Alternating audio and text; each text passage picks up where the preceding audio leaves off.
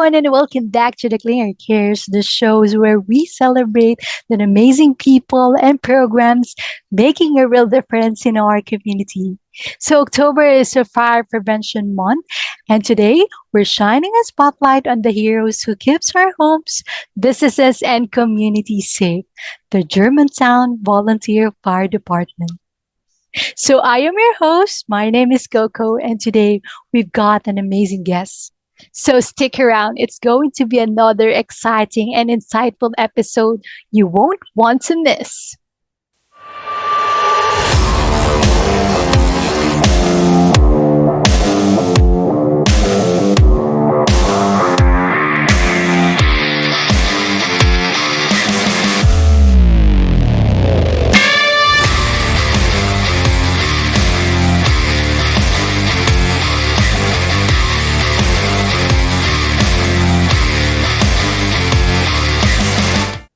So, joining us today is Chief Nathan Hauser of Germantown Volunteer Fire Department, here to share his insight about fire safety, emergency preparedness, and how all of us can play a part in keeping our homes and communities safe. Hey, Chief Nate, how are you today? Great. Thank you for having me. Thank you very much, Chief Nate, for joining us today for this exclusive interview and for taking the time to help our viewers to learn more about fire safety and prevention. So let's start with the big picture, Chief Nate. From your experience and your team, what types of emergency calls do you receive most often? Are they usually fire related or more on the medical side? Yeah, they're actually far more medical than fire. I would say today it's approximately 80% medical calls and 20% fire. And that's changed even in the past 15 years that I've been with the fire service. It was about 75-25 when I started, but Mhm. it's really on the fire side, it's a good trend because it's both the number of fire incidents and the severity of those are down just because of advancements with home construction. The sprinkler laws, all new construction has sprinklers. There are better smoke detectors these days. And I think to some degree the awareness is increasing as well. So, in that sense, it's a good news story on the fire side that there are fewer fires, less severe, and certainly less fatalities from fires nowadays compared to previous decades. That's insightful. So when it comes to the fire related, what are the most common causes that you see, and what practical step can people to take to avoid them? That's a great question. So I would put it in two sort of categories for sort of most causes. One is sort of construction related, and others is behavior related. So on the Mm-hmm. construction side, we see a decent number of electrical fires or things related to the HVAC system, furnaces, etc. And so my advice there would just be to make sure you have qualified people doing the work. I myself am a do-it-yourselfer when it comes to home projects, but for some of those more skilled trades like electrical in particular, make sure that you have, a qualified, certified electrician doing the work on your home. Problems can be created by, work that's just not done up to code, and it may take years for the actual problem to Mm-hmm. happen, but you want to make sure that you have the right people doing that work. And then the behavior side, we get a lot that are actually caused by things like grills. People grill on their back patio. The number of grills that are right against the back of a house is stunning, and that can easily create a fire, if it runs up the siding of a house. And then food on the stove, right in the kitchen. We get quite a few Mm-hmm. of those where there's an issue related to that. And so my advice there is just to pay attention. We don't we don't come across fire incidents every day in our personal lives, right? But Mm-hmm. if you've got a grill, keep it a distance away from any structure and stay with it, right? Mm-hmm. Don't put the food on the grill and walk away. Same with food on the stove or with your oven, stay close by. We've run calls where people have had something cooking on the stove and they've actually left. They've, Oh yeah. run out to the Mm-hmm. grocery store or wherever and then a fire ensues. So pay attention when you have anything like that may lead to some sort of fire risk. And that alone can prevent probably a majority of those types of calls. Mm-hmm.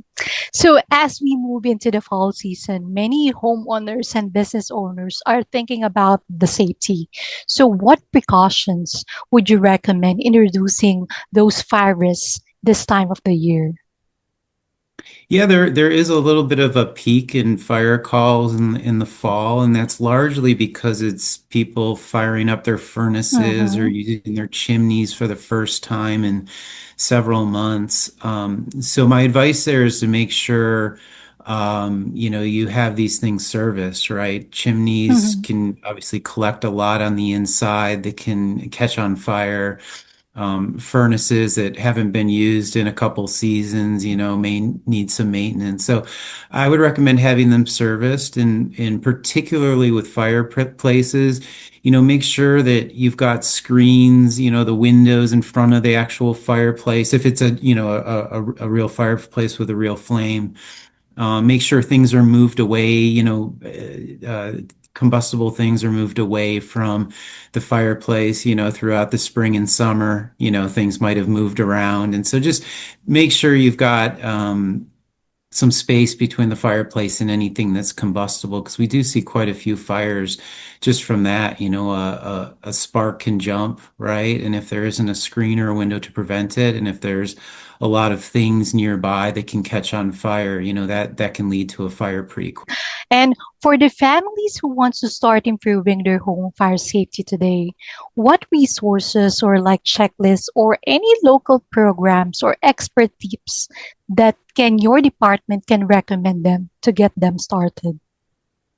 Yeah, I would start with two things. One is having an escape plan.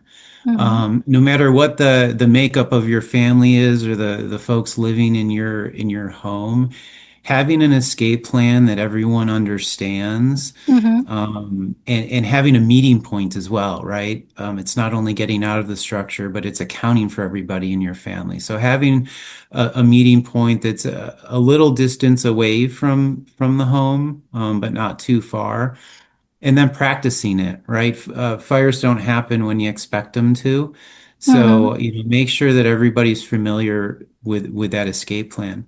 And then the other thing is checking your smoke alarms and your fire extinguishers. Make sure that all of your smoke alarms are working, and make sure that your fire extinguishers are charged and not expired, and that you have one in each area of the home. So each fire extinguisher has a little dial on it, and there's a green area that shows that it's charged and it has enough in it to fight a fire. And there's a date on them as well to make sure that they're not expired. And also, like I said, have one in each area of the home. Having a single fire extinguisher in the kitchen, for example, kitchen's a good place to have one. But depending on the layout of your home, if it's far away from the bedrooms or Mm-hmm.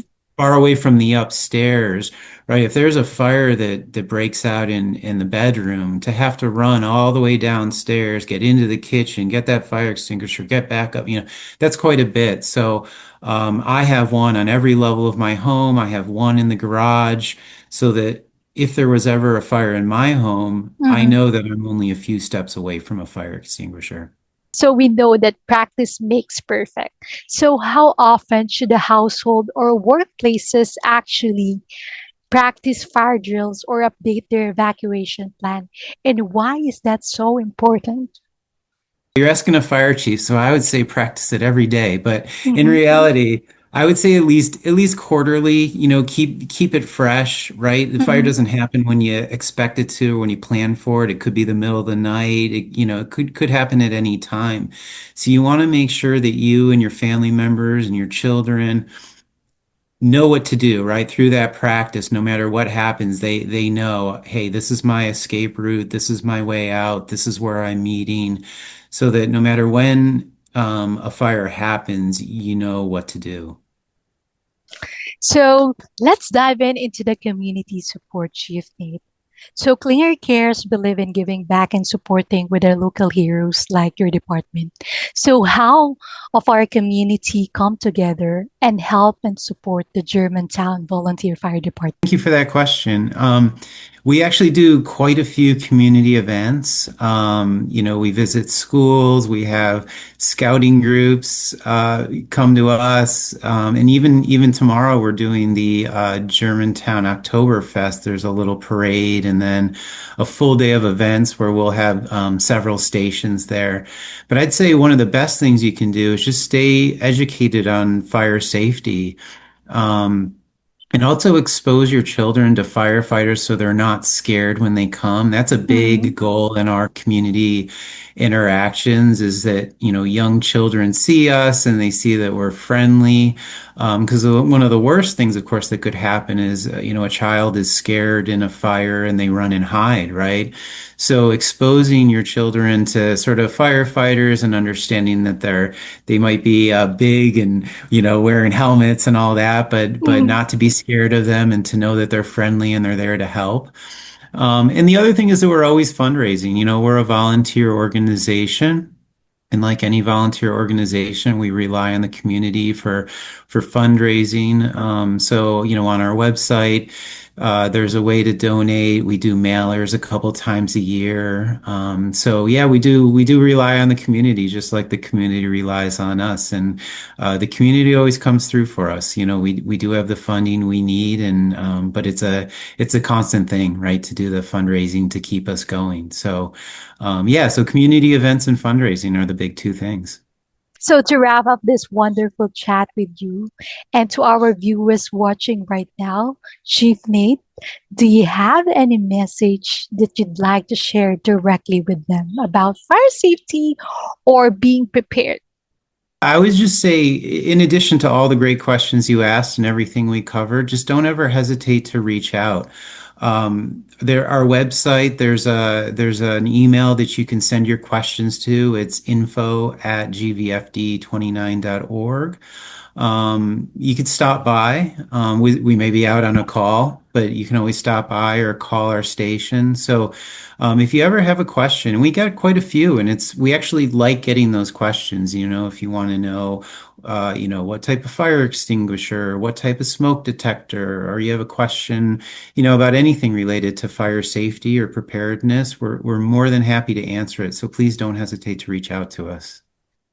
Wow, Chief Nate, thank you very much for those incredible insights and practical tips. It's clear that the fire safety isn't just for October.